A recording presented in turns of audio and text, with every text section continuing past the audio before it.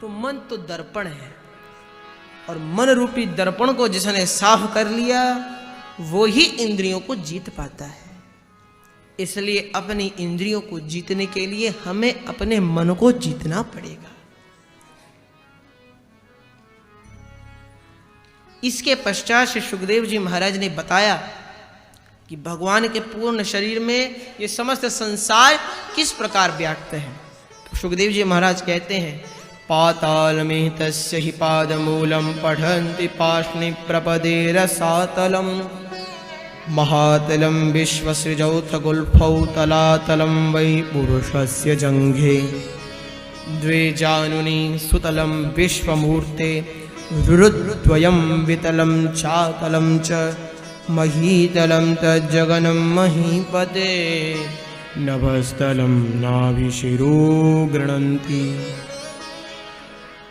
दंष्ट्रा यमः स्नेहकला द्विजानि हासो जनोन्मादकरी च माया दुरन्तसर्गः यदपाङ्गमोक्षः।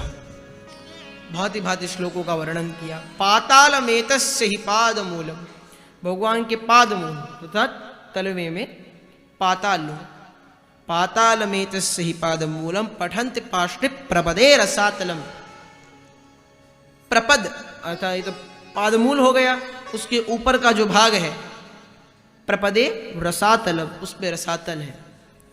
महातलम विश्वसृजौथ गुल्फौ, गुल्फ तो एडी से ऊपर जो दो हड्डियां दिखती है ना पैर में, उसको गुल्फ कहते हैं।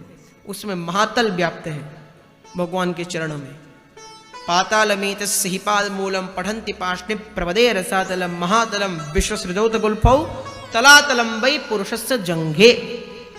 जंघा, यहां पर जंघा शब्द से तात्पर्य जंघा अंग विशेष नहीं, अपितु घुटने से लेकर गुल्फ के बीच का जो मांस पिंड है उसको यहां पर जंघा कहा गया है। द्वे जानुनी सुतलम विश्वमूर्ते, जानू, जानू अर्थात घुटना। तो महाराज जरा इस शब्द का कम प्रयोग किया कीजिए, जानू मतलब घुटना। तो द्वे जानुनी सुतलम विश्वमूर्ते, जानू मतलब घुटने में, सुतल्लु रुरुद्वयम वितलम चातलम च, इस प्रकार वर्णन किया गया है। भगवान के प्रत्येक अंग का वर्णन करते हुए सुखदेव जी महाराज ने समस्त संसार को बताया है। सुखदेव जी महाराज कहते हैं, वयांश तद्व्याकरणम विचित्रम मनुर्मनीषा मनुजो निवासः। जो विभिन्न शास्त्र हैं वो उनके मुखार विंद में भगवान के निवास करते हैं। ब्राह्मण भगवान के मुख में है। वेद भगवान भी कहते हैं, ब्राह्मणों से मुखमासीत बाहुराजन्य।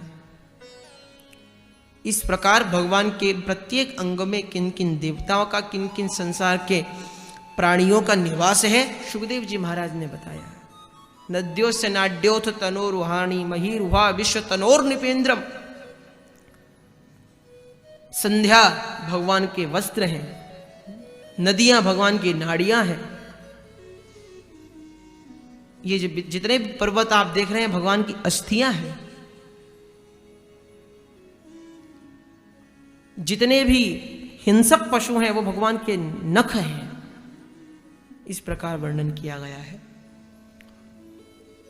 यहां पर थोड़े रोष भरे शब्दों में सुखदेव जी महाराज कहते हैं, देखिए भैया, सुखदेव जी को कभी ज्यादा क्रोध नहीं आया, और जहां क्रोध आया वहां ढंग से क्रोध आया, पूरा क्रोध आया।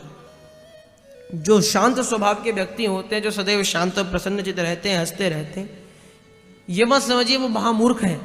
आप कितनी ही दुर्व्यवहार उनके साथ करें या कुछ भी करें, धृष्टता, वो कुछ नहीं कहेंगे।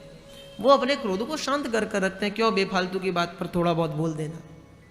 लेकिन जब उनको क्रोध आता है तो उनके क्रोध से कोई नहीं बच सकता महाराज। ऐसा क्रोध ऐसे लोगों को आता है। तो यहां पर सुखदेव जी महाराज कहते हैं कि परीक्षित, जो लोग बेकार के बहाने बनाकर कि हम भैया अपने घर बार का त्याग कर कर वन में कैसे रह सकते हैं, परमात्मा को कैसे प्राप्त कर सकते हैं, कैसे उनको हमें वन में हमारा ध्यान कौन रखेगा, हम किस प्रकार रहेंगे, उनको डांटते हुए कहा, चीराणि किम पदिना संति दिशंति भिक्षाम नैवांग कृपा परिभृता सरितोप्य शुष्यन। चीराणि किम पथि न संति दिशंति भिक्षाम नैवांघ्रिपा परिवृतः सरितोप्यशुष्यन्। अरे जो लोग भक्ति के नाम के लिए, भगवान के भजन करने के लिए अपने घर का त्याग करते हैं, क्या उन्हीं के लिए वृक्षों ने वस्त्र के रूप में अपने पत्रों को, अपनी छाल को गिराना बंद कर दिया है? क्या उन्हीं के लिए नदियां सूख गई हैं? क्या उन्हीं के लिए भगवान की गुफाएं बंद हैं? ये सब बेकार की बातें हैं परीक्षित।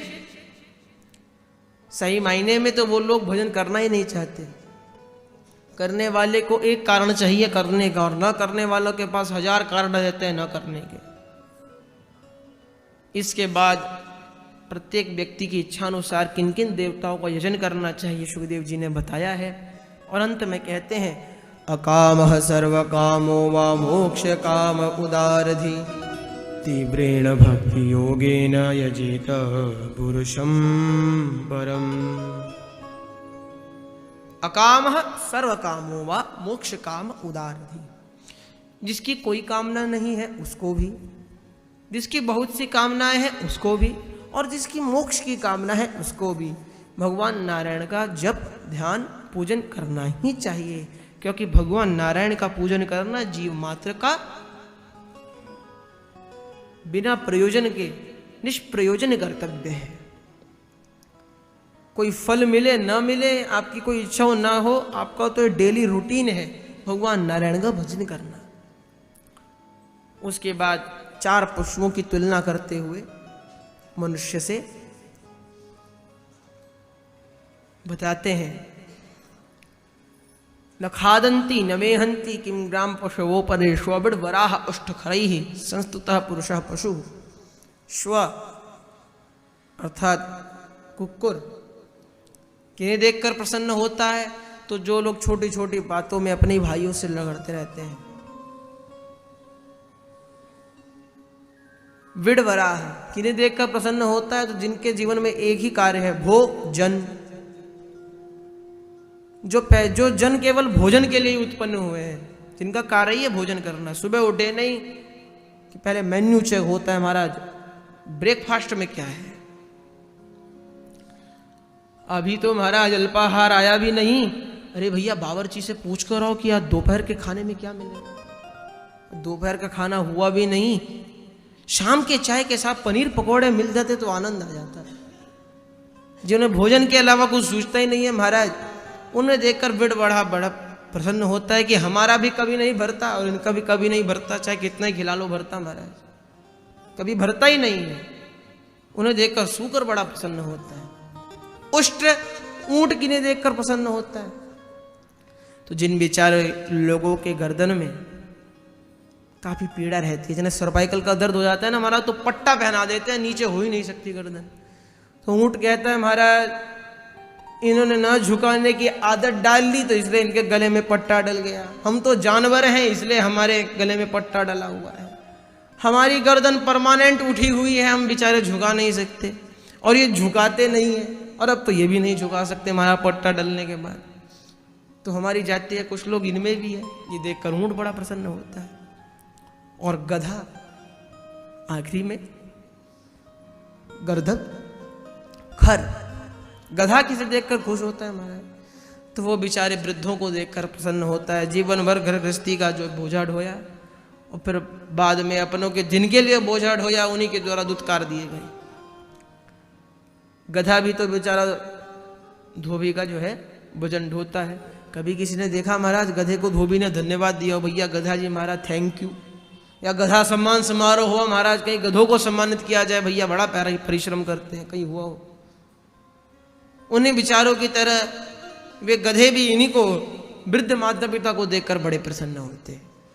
तो इस प्रकार पशुओं के विषय में वर्णित किया।